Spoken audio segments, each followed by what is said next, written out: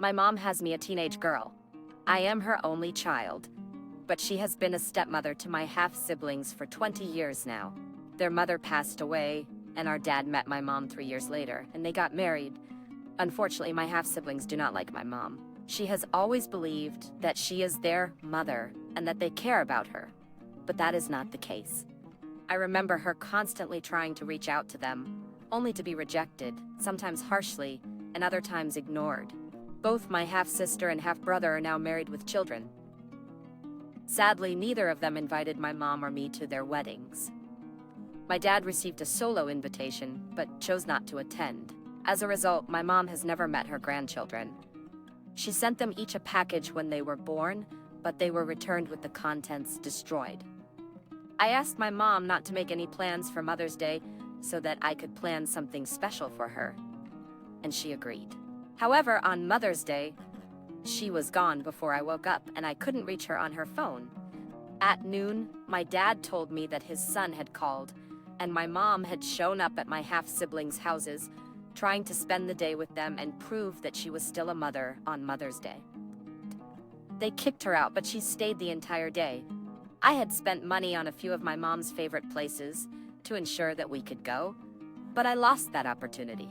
I also had a gift that I had bought and made for her, but it was left untouched.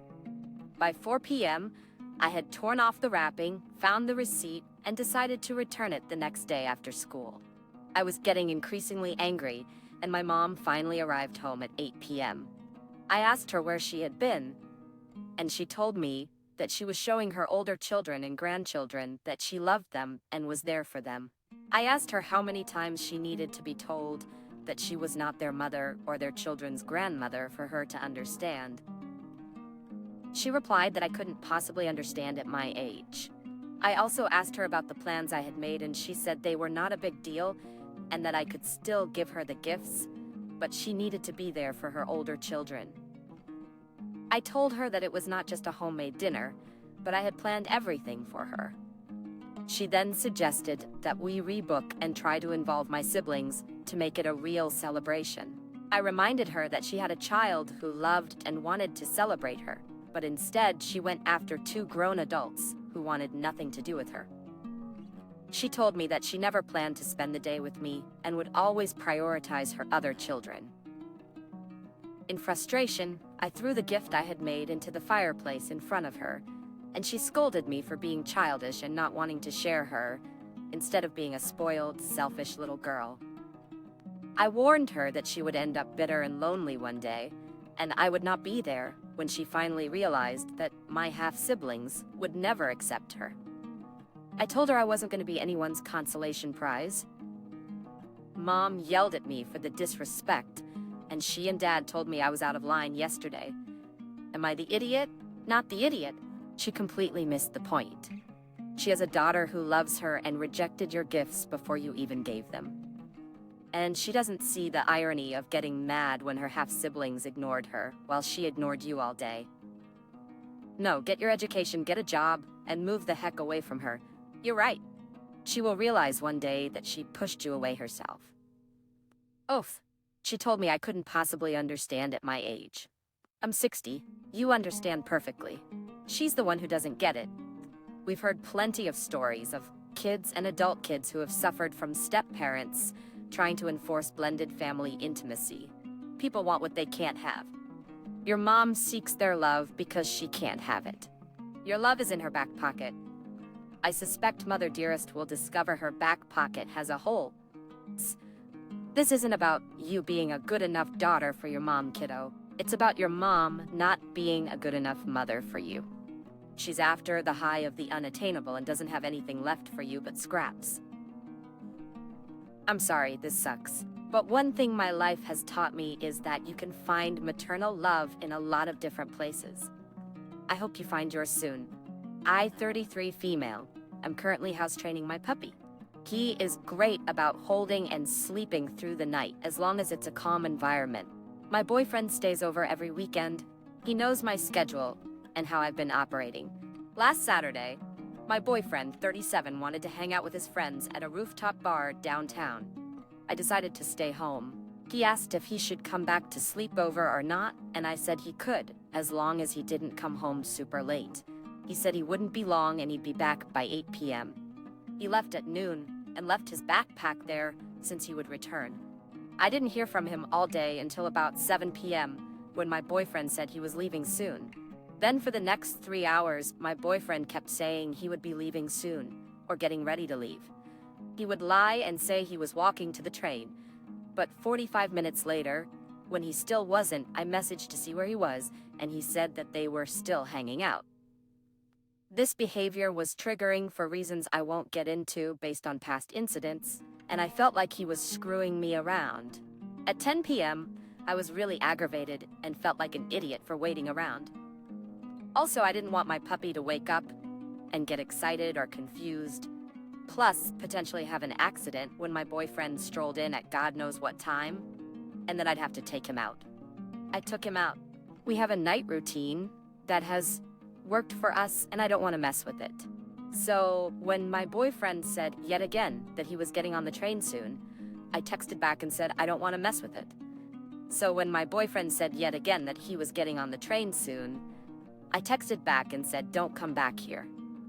Go home, I'm gonna sleep. My boyfriend didn't reply. The next day, he came to get his bag and left without barely saying a word. Afterwards, he texted me saying I left him stranded and just ripped me to shreds. Since then, I haven't heard from him. It's been a week, and I'm getting the silent treatment. After thinking about it, I realized he must have left his house keys in his backpack. How was I supposed to know? I wish he had just told me that instead of immediately turning silent on Saturday night when I told him not to come back here. If he needed his keys, I would have left his bag outside my door. So the lack of communication and his immediate sullen behavior, I don't get it. Am I the one at fault? I kind of feel like a witch based on my boyfriend's treatment of me right now. So maybe I was being unnecessarily harsh and unreasonable. Not the one at fault? He's 37? Oh, good lord. Your 37-year-old boyfriend is acting like a baby. Also, a red flag you should definitely reconsider, especially with the lack of communication on his part. Then he proceeded to give you the silent treatment, then proceeded to rip you apart when all he had to do was communicate that his keys could potentially be in the bag. I seriously thought this was a high school relationship based on the boyfriend's behavior. Then I rechecked his age. Embarrassing behavior from a 20-year-old, never mind a grown man. Sis, dump him. You can do better. Girl, he's playing you. Wake up! Whose house did he go to if he couldn't get into his own? My guess is he did something to feel guilty about, in addition to lying to you multiple times. He thought you would call him out, so he went on the offensive, using his rage to deter you from asking what was going on the previous night. Find a man who treats you like the partner you deserve. Update. Thanks for the responses, everyone. I broke up with him today. We've been having problems for a while, and this was the final straw. After I texted him, I was done. He sent me a novel, saying the same old BS and blaming me like usual, saying that I left him stranded without warning, blah blah. I didn't even bother reading the rest. I deleted and blocked him. He is such a loser. I'm sorry I wasted so much time in this relationship. I'm the youngest of 4 siblings by far. I'm a 22-year-old female, and my husband is a 26-year-old male. My siblings are 30 female, 32 male, and 33 male. Between the 3 of them, they have a combined 14 children. They all have multiple children. None of them went to college, and they all worked lower-paying entry-level jobs. I graduated last year. I started college and high school and now work as a nurse. My husband works on planes. Our household income is about $200,000, and the average in our area is around $80,000, I believe. This is all relevant. My parents enjoy hosting large family gatherings for every holiday, bringing the whole family together. Since I was a teenager, my siblings have always asked me for favors, mostly to babysit. I did it for a while when I was around 16, but I quickly realized they didn't appreciate anything and there was nothing in it for me. So I stopped. For the past 6 years, I've had a don't ask me for anything stance, since my siblings are the type to ask for favors, but never offer to help when I need it. They always borrow money from our parents but never pay it back. My oldest brother is getting evicted, and he asked if he, his girlfriend, and their 4 kids could stay with me and my husband. My husband and I own a 4-bedroom, 2-bathroom home. I told them no, because they have a habit of settling in somewhere and not paying rent and refusing to leave. They also let their 4 kids destroy every rental they live in, coloring on the walls, putting holes in the walls, etc. My brother and his girlfriend are angry at me, and they blew up at us at my mother's birthday party last week. They'll have to stay at a shelter, saying it's my fault. But I think it's their own lack of responsibility. My other 2 siblings agree with my brother, and they think I'm a sucky idiot. I think that my siblings suck, and I don't want my house getting torn up by their unruly children. I know that if I let them move in, I'd end up having to evict them, and they wouldn't pay for anything. I think it's not fair that they always ask me for money because I make more money than they do, and they treat my husband and me like we're some kind of upper-class snobs because we worked hard and made good choices in life to be able to buy a house early. Am I the idiot for not helping my siblings, specifically my brother? We worked hard and made good choices in life to be able to buy a house early. Am I the idiot for not helping my siblings, specifically my brother? Edit. My brothers don't seem to know about protection, and my sister had her first child at 16 and continued to have more after that. She has 6 kids with 6 different men, and she's always convinced every guy she meets is the one. I don't understand them, to be honest. We grew up in a normal middle-class household, and our parents taught us proper intimacy education. I really wish they would all get it together, but none of them want to go to college or anything. Again with the I'm poor, but I have 157 children. Come on, if you're struggling financially, just have 1 or 2 kids so nobody will starve or end up living in shelters. Why do people put themselves in this position so that others in the family can pay for their family? These are not your children. Your siblings are not your responsibility. They are adults and should take care of themselves. If they were sick or had an accident or it was a one-time thing, okay? But no, they just don't pay rent for a habit. You are not an idiot, an ATM, or a free hotel.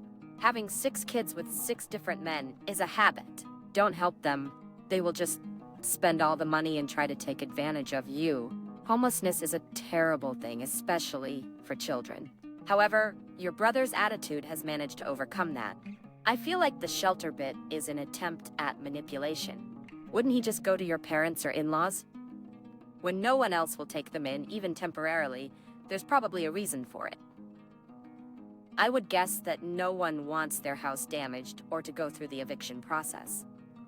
I, a 35-year-old male, secretly emailed my fiancé's 31-year-old biological father, who is adopted and has no links to his real family, to inform him that his family had been found through her 23andMe test results. 3 years ago, she bought 23andMe tests for us, her parents, mom and stepdad, and my parents. This was a significant gift because my 5 older brothers have tormented me all my life with claims that I was adopted or that our dad wasn't my dad since I don't look like everyone else in the family. For example, I am tall with red hair, so it really healed an old wound to get definitive proof that our parents are both my parents. We weren't expecting results for her biological father's family to show up. She wasn't hoping to find many familial connections because she is a first-generation American. Initially, there was a 3rd cousin connection on her paternal side. And over the last couple of years, it has grown into a practical family tree.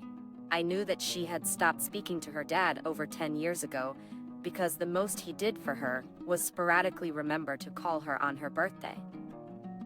She explained her reasons for not wanting to give him the information, but they didn't sit well with me. I tracked down her dad's email address in her contacts list and sent him the list of his known relatives.